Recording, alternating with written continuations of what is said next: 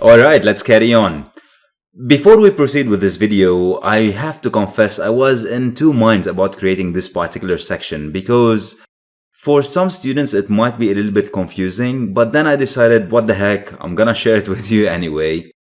Consider this as a sneak peek into the more advanced courses. What you're going to be learning in this video is how you create a backdoor, and that backdoor is going to give you a Meterpreter shell that you are going to be handling or catching with Metasploit. So instead of just a normal regular netcat shell, you're going to get the more advanced Meterpreter shell. Now I have to say that having learned what we've discussed so far, you should be familiar with all of the things that I'm going to be explaining, and you should find yourself comfortable with what I'm presenting to you guys. But if for whatever reason you find the topic a little bit too complex, then don't worry too much about it. When you decide to take the more advanced courses, we will be covering this topic again from different angles. Alright, so let's carry on. What I'm about to do is that I'm going to be creating a Linux executable file that is going to allow me to use the Meterpreter shell. And to do that, I'm going to use a script called MSF-PC. And that stands for the MSF Venom, or the Metasploit Venom, payload creator. MSF Venom is a tool that we use to create Metasploit payloads. And like I said, in the advanced courses, we'll be discussing this tool in a lot of details. But for now, what I'm going to be doing is I'm going to be using this tool, which is called MSF-PC, which works with MSF Venom, but makes it a lot more easier to handle or deal with. And slightly prettier as well. So if I use it with the -H option for help, you'll see that these are all the types of payloads that I can create or generate. So I can create payloads that can infect Windows machines using exe files, or PowerShell, or Linux ELF, which are the Linux executable files, and so on and so forth. And to do that, I need to run the command with certain parameters. So I'm just going to copy all of this, paste it here, and then I'm going to be filling out these parameters one by one. And the first thing that I want to fill out is on what protocol do I want the communication to happen? Do I want it to be on HTTP, HTTPS, or just pure TCP? I'm going to stick with TCP to emulate what we've done with Netcat. And then optionally, I can choose whether I want this to be staged or stageless. Without going into too many details, a stageless payload is a payload that you can think of it as self-sufficient. So it runs itself, executes itself, and within it, it has all the functionality that I need.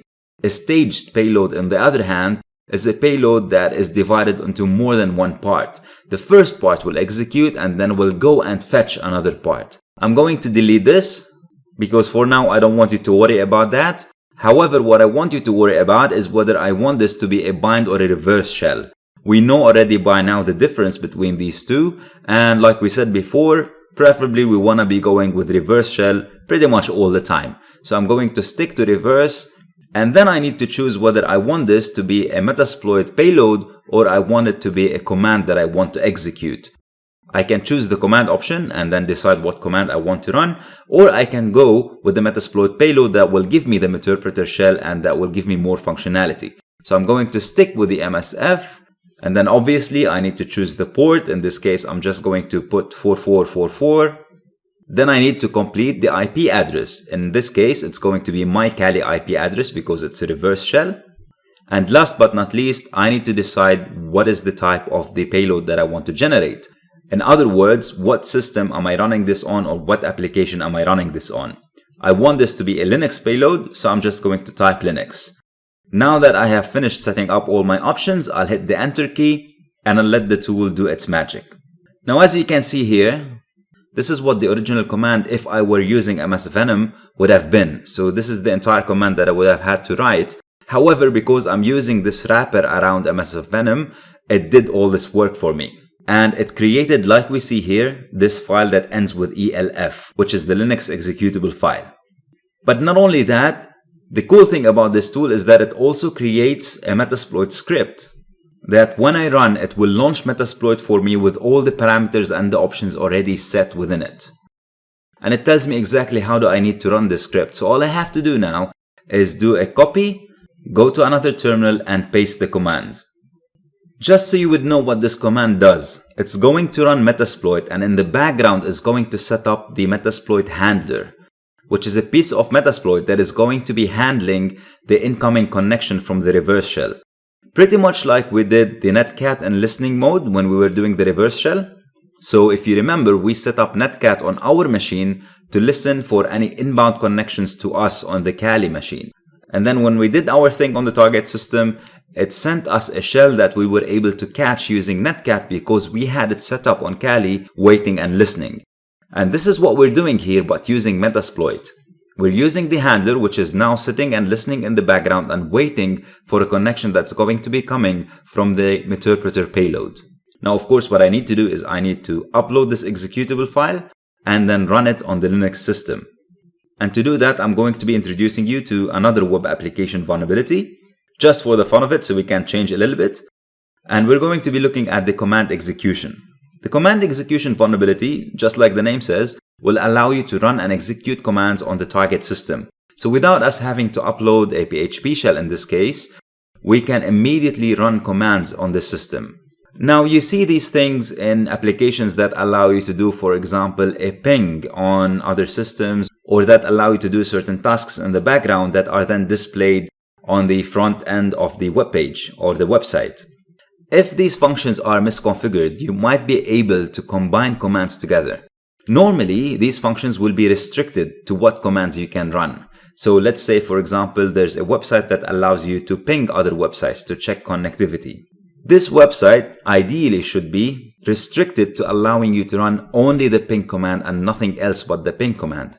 However, if it was misconfigured, you might be able to run more than one command together, thus giving you unintentional access to more functionality on the underlying operating system. Let me show you what I'm talking about. So this website says you have a free ping utility. And if you Google this, by the way, you will see other websites that do offer this functionality. So if I put any IP address and I hit the submit button, I should be able to see the ping output, whether I get a reply or not. But what if I try to join this with another command and I do the IP address and which says and run another command, which is the pwd in this case. And as you can see in the output, I get the running directory, which is the /var/www and so on. So I can successfully run more than one command, which is great news for me as somebody who's trying to attack the system. So what else can I do then? Maybe I can find out if they have wget running on the system. And to do that, I'm going to do and wget -h and hit the submit key. And luckily for me, wget is present because I can see the help output of wget. So now all I need to do is use wget to connect to my Kali and download this ELF file. And then I'm going to run this ELF file. Now before I do that, obviously, I need to set up my Kali machine as a web server and put the ELF file in the web directory so I can wget it from the target file. And this is what I'm doing right now. So I'm going to copy the ELF file and put it under the var/ww/html, and I'm going to change the name to make it easier for me to copy later on to backdoor.elf. And I'm going then to start the Apache server, which has just converted my Kali machine into a web server. So now my Kali has a web server running on it, and on this web server, I have the backdoor.elf file sitting there. I'm going to go back to the Metasploitable, and I'm going to use the wget command to fetch this file from my Kali machine. And to do that, as we've seen before, we do wget http, the IP address of my Kali, and the name of the file, and hit the submit key. Let me verify that the download has succeeded. I'll do the ls command, and here we go. Awesome, I managed to download the file from my Kali onto the Metasploitable machine. Now all I need to do is run this, and hopefully I will get my shell back. Of course, before I run this, I need to change it to an executable file.